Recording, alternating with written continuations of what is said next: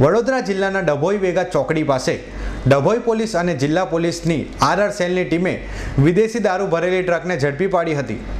Dabhoi police અને RR સેલના સ્ટાફે બાતમીના આધારે સંયુક્ત ચેકિંગ હાથ ધરાતા વડોદરા તરફથી બોડેલી તરફ જતી એક હર્બો ટ્રકને આંતરી તપાસ કરતા ટ્રકમાંથી કાંદા નીચેથી વિદેશી દારૂની બોટલો કિંમત ₹4,06,000નો મુદ્દામાલ મળી આવતા પોલીસ પણ ચોંકી ઉઠી હતી અને પોલીસે પંજાબી ટ્રક ચાલક મસ્જિદસિંહ સરદાર તથા કંડક્ટર બલદેવ સરદારની અટક કરી હતી।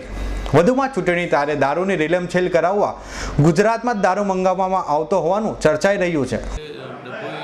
की ओर बड़ी मात्रा में दारू आ रहा है, इंग्लिश शराब आ रही है, तो हकीकत के वाकिफ हो गए। हमने लोकल पीआई को बुला के और एलसीबी को बुला के हमने वेगा चौकड़ी करके एरिया वहाँ पे हमने पूरा वॉच रखा और जैसे ये नंबर की गाड़ी जैसे MH18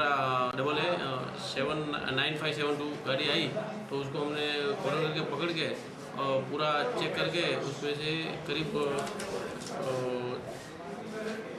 26,532 नंग बोतल जिनकी कीमत 46 लाख करके कुल 66 लाख का मुद्दा माल हमने कब्जे किया है और इनकी कार्यवाही किया है। 2 आरोपी को हमने अरेस्ट किया है और रिमांड के लिए आज नामदार कोर्ट में रजू करेंगे और उनका जो भी रिमांड होगा और जो भी निकलेगा वो हम उसको तपास में खोलेंगे।